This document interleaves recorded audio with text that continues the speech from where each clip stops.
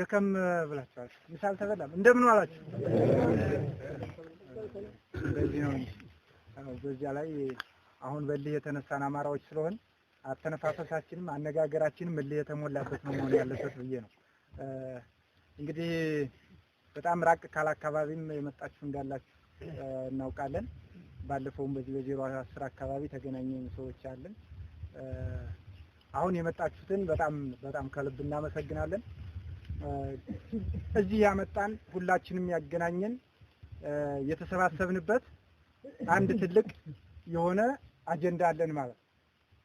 እሱም ምንድነው ካል የአማራ የህልውና ትግል የአማራ የህልውና ትግል ላይ ከተገናኘን በአማራነታችን የምንቆም በአማራነታችን የምንጸና ለአማራነታችን የምንሰዋ ለአማራነታችን የምንታገል ሆነናል ማለት ነው።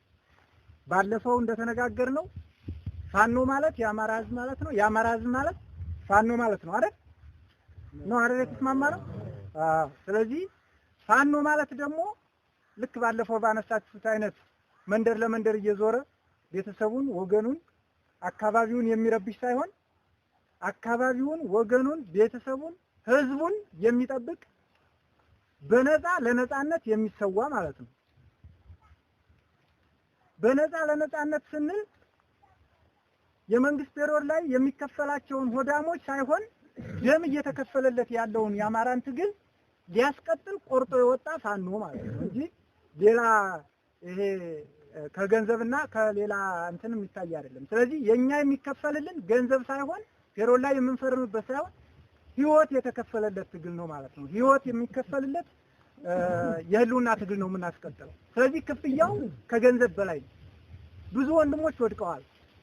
እናንተ እንደምታውቁ እኛም እንደምናውቀው ከጎናችን በጣም በርካታ ክንደብርቱ የአማራ ጠበቃ የሚሆኑ ጀግኖችን እየሰዋን እዚህ ደርሰናል። አሁን የመጨረሻው ሰዓት ላይ ደርሰናል። እንደምታዩት ይሄ መንግስት ካድሬ በሆነች ከተማ ውስጥ ቁጭ ብሎ የዓመት በጀቱን ይበላል እንጂ እቤት እንኳን ገብቶ የሚወጣበት እንደፈለገ የሚንቀሳቀስበት ሁኔታ የለም። አብዛኛው የአማራ ቀበሌዎች በየትኛውም አካባቢ በፋኖ ቁጥጥር ስር ናቸው።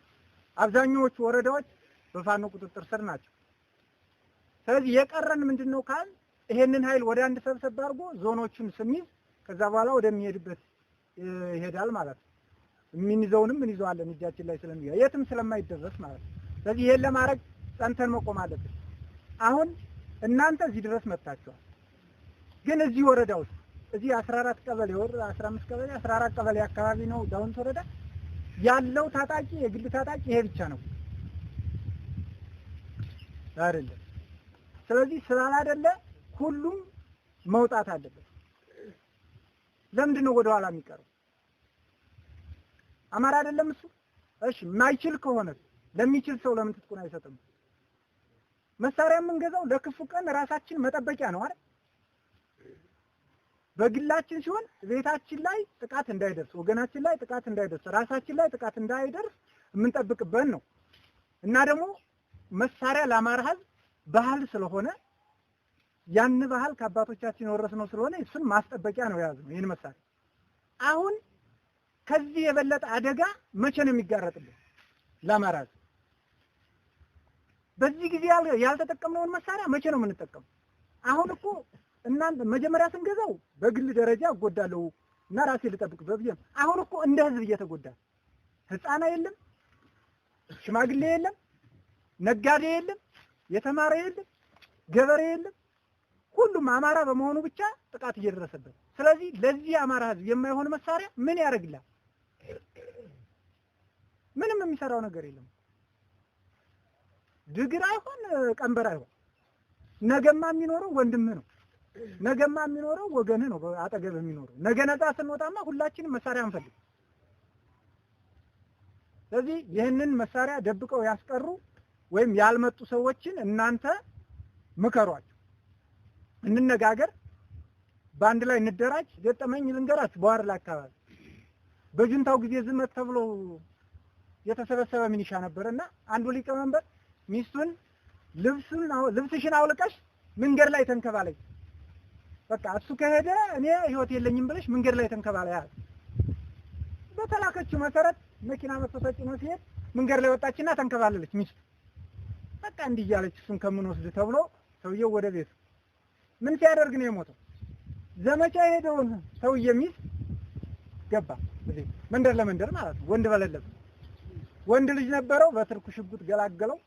እሱ እዚህ ሞተ፣ ያኛው ግን በጀግንነት ተዋግቶ መጣ ማለት ነው። አያችሁ አሟሟት እንዲህም ይሞታል። ከሰው ቤት ሲልከሰከስ፣ ከሰው በረት ሲልከሰከስ፣ የሰው ገንዘብ ሲመኝ። አሁን ለዚህ ለአማራ ሕዝብ እኮ ለመስዋዕት ወጥተን የምንሞተው ሞት ራሱ ጌጥ ነው። ሞት አይደለም፣ ሞት አይደለም። በቃ ተደጋግፈን በአንድነት የሚመጣው ለውጥ ለሁላችንም ለልጆቻችን ስለሚጠቅም ለዚህ ደግሞ ወደኋላ የሚያነክስ ሰው መኖር የለበትም። በሚሰጠው አደረጃጀት በሚሰጠው ትዕዛዝ መሰረት